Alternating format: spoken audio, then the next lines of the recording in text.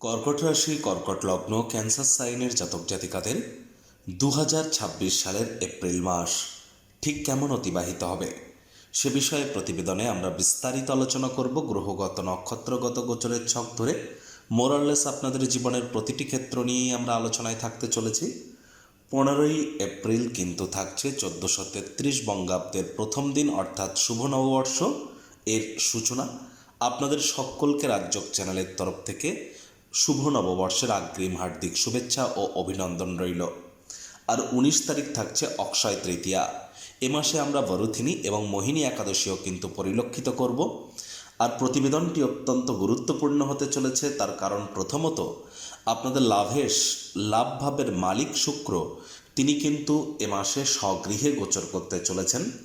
সূর্যের মেষ সংক্রান্তি আমরা পরিলক্ষিত করব। অঙ্গারক যোগ থেকে আপনারা মুক্তি পেতে চলেছেন, জড়ত্ব যোগ থেকে আপনারা মুক্তি পেতে চলেছেন, বুধাদিত্য যোগও আমরা পরিলক্ষিত করতে চলেছি। একই সাথে গুরু বৃহস্পতি এবং বুধ দুটি প্ল্যানেটই কিন্তু বর্তমানে মার্গী হয়েছে। তাহলে স্কিপ না করে পুরোটাই শুনুন যদি ভিডিওটির প্রকৃত মর্মার্থ আপনারা উপলব্ধি করতে চান। 18 বছর পর প্রায় কেতুর নিজের নক্ষত্র মঘা নক্ষত্রে গোচর এই প্রতিবেদনকে আরও বেশি মহিমান্বিত করবে। আপনাদের মধ্যে যারা পুনর্বসু, পুষ্যা এবং অশ্লেষা নক্ষত্রের জাতক জাতিকা তাদের জন্য আলাদা করে নক্ষত্রগত আলোচনাতে আমরা থাকতে চলেছি। আলোচনাটি ইন জেনারেল হবে, অর্থাৎ এই পৃথিবীতে যতজন কর্কট রাশির জাতক জাতিকা আছেন প্রত্যেকের জন্য এই আলোচনা। আপনি চাইলে আপনার ব্যক্তিগত গণনা এনি টাইম আমাদের দ্বারাই করাতেই পারেন। এর জন্য স্ক্রিনে আমরা নাম্বার দিয়ে থাকি। শনিবার রবিবার অফিসে এসে ফেস টু ফেস সাক্ষাৎ আপনারা করতেই পারেন, অথবা বাইফোন এনি টাইম কনসালটেন্সি আপনারা নিতেই পারেন। তো চলুন আলোচনায় প্রবেশ করা যাক। কর্কট রাশি, কর্কট লগ্ন, ক্যান্সার সাইনের জাতক জাতিকারা কালপুরুষের রাশিচক্র অনুযায়ী চতুর্থতম রাশির আন্ডারে আপনারা পড়েন। আপনাদের রাশির মালিককে চন্দ্র।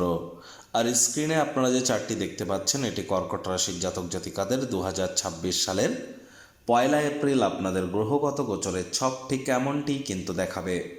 ফার্স্ট হাউস যেখানে 4 লেখা আছে গুলিয়ে ফেলবেন না, এটিই কিন্তু আপনাদের ফার্স্ট হাউস। আপনাদের দেখুন, এখান থেকে আমি 1-1.5 মিনিট 2 মিনিট যে আলোচনা করব, যাদের জ্যোতিষতাত্ত্বিক জ্ঞান কম তাদের ক্ষেত্রে একটু কঠিন বা জটিল বলে কিন্তু মনে হতে পারে। সহজ সরল ভাষায় যদি আপনারা জানতে চান এ মাসটি কেমন যাবে, তাহলে এখান থেকে 1-1.5 মিনিট স্কিপ করে বা কেটে দিয়ে বা ক্রস করে শুনুন। 1.5 মিনিট পর থেকে শুনুন, এখান থেকে সহজ সরল ভাষায় আলোচনা পেয়ে যাবেন। কেতু আপনাদের পরিবার বাণী অর্থের ভাবে থাকছে নিজের নক্ষত্র মঘা নক্ষত্রে। চন্দ্র মাসটি শুরুয়াত করবে আপনাদের সাহস এবং পরাক্রমের ভাব থেকে। চন্দ্র 2-2.5 দিন অন্তর অন্তর রাশি পরিবর্তন করবে। মঙ্গল বুধ রাহু ত্রিগ্রহী যোগ আমরা পরিলক্ষিত করছি আপনাদের অষ্টমভাবে, যেখানে 11 লেখা আছে। আর এখানে কিন্তু মঙ্গল 2 তারিখে রাশি পরিবর্তন করে শনি সূর্যের সাথে সংযুক্ত হবে আপনাদের ভাগ্যস্থানে, এবং 6 তারিখ থেকে 24 তারিখ এই সময়টিতে মঙ্গল শনির নক্ষত্র উত্তর ভাদ্রপদেই থাকবে।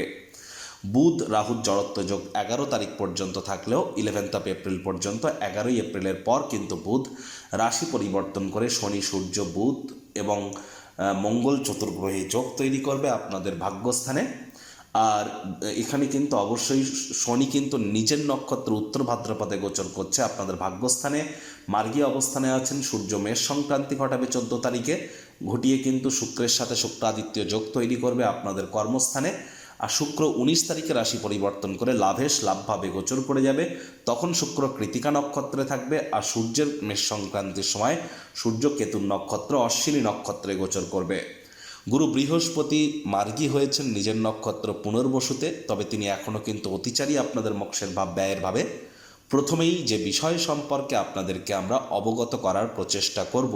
দেখুন, কর্কট রাশির জাতক জাতিকাদের ক্ষেত্রে কেতু কিন্তু প্রায় 1 বছরের অধিক সময় ধরে আপনাদের পরিবার বাণী এবং অর্থের ভাবে গোচর করছে। এতদিন কিন্তু কেতু শুক্রের নক্ষত্র পূর্ব ফাল্গুনী নক্ষত্রে গোচর করছিল। এবার তিনি নিজের নক্ষত্র মঘা নক্ষত্রে গোচর করেছেন। 18 বছর পরে এই সংযোগ আপনারা পরিলক্ষিত করছেন যে সিংহ রাশিতে কেতু এবং কেতু মঘা নক্ষত্রে। আর এখানে কিন্তু কেতু মঘা নক্ষত্রেই থাকতে চলেছে বাকি সময়টি। আর কেতুর এখানে যে গোচর, এটি আপনাদের ক্ষেত্রে আপনাদের পরিবার বাণী এবং অর্থ এই 3টি ক্ষেত্রকে প্রভাবিত করবে। যাদের জন্মছক বা ন্যাটাল চার্টে কেতু মজবুত পজিশনে আছে, আমি গ্যারেন্টি দিয়ে তাদেরকে বলতে পারি এপ্রিল, মে, জুন, জুলাই এই সময়টিতে আপনাদের ব্যাংকের ব্যালেন্স আপনারা কল্পনাতীত বৃদ্ধি পেতে দেখবেন। পরিবারের তরফ থেকে সাপোর্টের আশা আপনারা করতেই পারেন। মুখনিসৃত বাণীর দ্বারাও আপনারা অর্থ উপার্জন, নাম যশ, খ্যাতি, প্রভাব, প্রতিপত্তি বৃদ্ধির যোগ আপনারা পরিলক্ষিত করবেন। পরিবারে যে সমস্ত কর্কট রাশির জাতক জাতিকারা অসম্মানিত হয়েছিলেন, আপনাদের দুঃখ কষ্ট কেউ পরিলক্ষিত করছিল না, আপনাকে গুরুত্ব আরোপ করা হচ্ছিল না, এবার কিন্তু উল্টো, ঠিক উল্টো পরিবারে সিংহাসনে বসতে চলেছেন। সিংহাসন প্রাপ্তি পারিবারিক ক্ষেত্রে আপনাদের কিন্তু হতেই পারে। তার কারণ মঘা নক্ষত্রের মালিক কেতু হলেও মঘা নক্ষত্রের সিম্বল কিন্তু একটি সিংহাসন। আর এখানে আপনাদের জন্মছকে কেতুর মজবুতি থাকাটা কিন্তু অত্যাবশ্যক। জন্মছকে যদি কেতু দুর্বল অবস্থানে থাকে তাহলে এই প্রাপ্তির ক্ষেত্রে কিছুটা ঘাটতিও কিন্তু আপনারা পরিলক্ষিত অবশ্যই করতে পারেন, এটিও কিন্তু সত্য। এবার দেখুন আরও একটি দুর্দান্ত সংযোগ যেটি আমরা পরিলক্ষিত করব 19 তারিখে শুক্র কৃতিকা নক্ষত্রে থাকলেও গোচর করে যাবে স্বঘরে, অর্থাৎ নিজের গৃহে কিন্তু গোচর করে যাবে শুক্র, লাভভাবের মালিক লাভভাবে। তাহলে 19 তারিখের পর কর্কট রাশির জাতক জাতিকাদের আর্থিক মুনাফার মাত্রা বাড়তে পারে, আয় ইনকামের নতুন পথ খুলে যাবে, বয়সে বড় ব্যক্তিবর্গের দ্বারা উপকৃত হবেন, লাক্সারি কোনো আইটেম ক্রয় করতে পারেন, মনের বিভিন্ন স্বপ্ন কল্পনা বাস্তবে রূপদান করবার জন্য এই সময়টি কিন্তু আপনাদের জন্য দুর্দান্ত পরিগণিত হবে। 19 তারিখের পর আপনাদের নতুন জমি, বাড়ি, গাড়ি, ম্যাটেরিয়াল কমফোর্টের ক্ষেত্রেও কিন্তু সময় সুযোগ বেটার পরিগণিত হতে চলেছে, কনফিডেন্সও কিন্তু আপনাদের গ্রো করে যাবে। 19 তারিখের পর সূর্য কিন্তু একাকী বসে থাকবে আপনাদের কর্মস্থানে উচ্চস্থ অবস্থায়, আর সূর্য তখন কিন্তু কেতুর নক্ষত্র অশ্বিনী নক্ষত্রে, আর কেতু কিন্তু নিজের নক্ষত্রে থাকলেও সূর্যের গৃহে। তাহলে 14 তারিখের পর বিশেষ করে ধীরে ধীরে আপনারা প্রভাব পাওয়া শুরু করবেন। 19 তারিখের পর আরও বেটার ইম্প্যাক্ট পাবেন। যারা সরকারি চাকরিজীবী, রাজনীতিবিদ আছেন, শাসক পক্ষ, বিরোধী দল, ডাজেন্ট ম্যাটার, আর এর সাথে সাথে বিশেষ করে যারা প্রাইভেট সেক্টরে অ্যাডমিনিস্ট্রেটিভ লেভেলে কাজ করছিলেন, তারা যোগ্য কর্মচারী হয়ে থাকলে প্রমোশন, পদোন্নতি, স্যালারি ইনক্রিমেন্ট এগুলি কিন্তু আপনাদের প্রাপ্তি হতেই পারে। নামযশ, খ্যাতি, প্রভাব, প্রতিপত্তি, দাবদাবা, খ্যাতি রাজনীতিবিদদের বাড়বে। তবে জন্মছকে যদি ওই কেতু দুর্বল অবস্থানে থাকে তাহলে এই প্রাপ্তির ক্ষেত্রেও কিন্তু আপনারা ঘাটতি অবশ্যই অনুভব করতে কিন্তু পারেন। একই সাথে আপনাদেরকে বলবো আপনাদের রাশির মালিক বুধ, তিনি কিন্তু আপনাদের রাশির মালিক চন্দ্র, তিনি কিন্তু মাসটির শুরুতেই পরাক্রমের ভাব থেকে মাসটি শুরু করছেন, শনি দ্বারা দৃষ্ট হচ্ছেন। তাহলে অবশ্যই চেষ্টা করতে হবে যতটা সম্ভব ভাই বোনেদের সাথে সুসম্পর্ক বজায় রাখা যায়। বয়সে ছোট ব্যক্তিবর্গদের সাথে অহেতুক তর্ক বিতর্কে জড়াবেন না। ছোটোখাটো যাত্রা ভ্রমণকে আপনারা অ্যাভয়েড করাটাই কিন্তু এ সময় আপনাদের ক্ষেত্রে বেটার হবে। হুটহাট করে কিন্তু রেগে যেতে পারেন। রাগ কিন্তু স্বল্প পাগলামির একটি রূপান্তর মাত্র। রাগের মাথায় জীবনের ব্যাপারে, কেরিয়ারের ব্যাপারে, ফাইন্যান্সের ব্যাপারে কোনো প্রকার গুরুত্বপূর্ণ সিদ্ধান্ত নেবেন না। পিতা মাতা দুজনেরই শরীর স্বাস্থ্যের দিকে নজর দিন। মাতা পিতা দুজনের সাথেই সম্পর্কের দিকেও নজর আপনাদেরকে প্রদান করতে হবে। মঙ্গল শনির সংযোগ আমরা আপনাদের পিতৃভাব ভাগ্যস্থানে কিন্তু সংগঠিত হতে দেখব। আর মঙ্গল কিন্তু 6 তারিখ থেকে 24 তারিখ পর্যন্ত শনির নক্ষত্র অর্থাৎ উত্তর ভাদ্রপদ নক্ষত্রেই কিন্তু গোচর করবে, যার ফলস্বরূপ আপনাদেরকে স্পষ্ট আকারে বলছি 6 তারিখ থেকে 24 তারিখ পেটের সমস্যা, বদহজমের প্রবলেম আপনাদের বাড়তে পারে। পায়ের পাতায় আপনারা চোটাঘাত লাগতে পারে, হাঁটুতে ব্যথা, গাঁটে ব্যথা এগুলি কিন্তু বৃদ্ধি পেতে পারে। মাজার ব্যথা, কোমরের ব্যথাও কিন্তু অনেকের ক্ষেত্রে বাড়তে পারে। ফুড পয়জনিংয়ের মতো সমস্যাও কিন্তু তৈরি হতে পারে।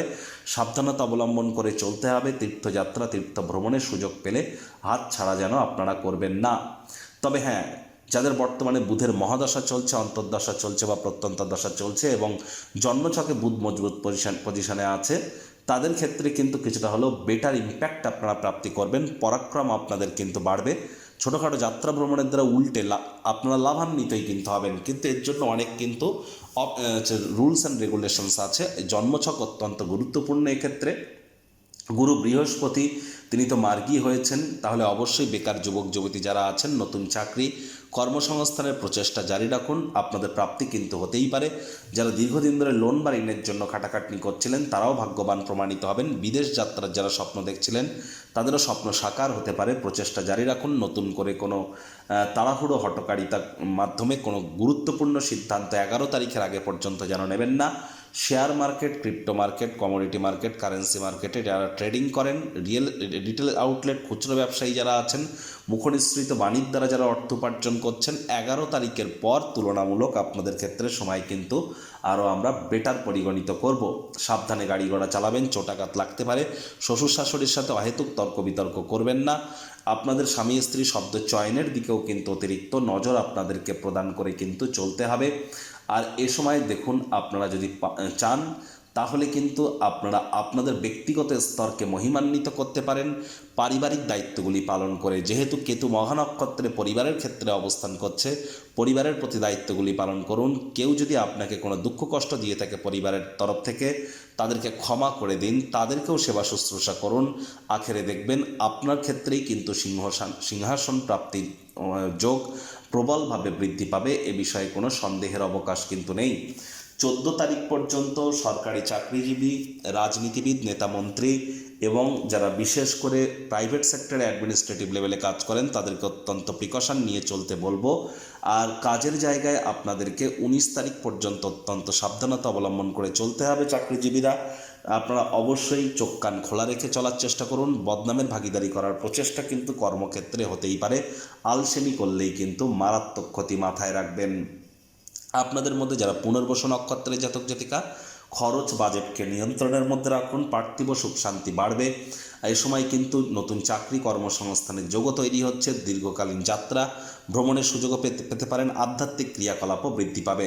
পুষ্যা নক্ষত্রের জাতক জাতিকাদের ভাগ্যের মজবুতি 100% আপনাদের বাড়তে চলেছে, আর্থিক মুনাফার মাত্রা বাড়বে, সাহস পরাক্রম বাড়বে আপনাদের ক্ষেত্রে।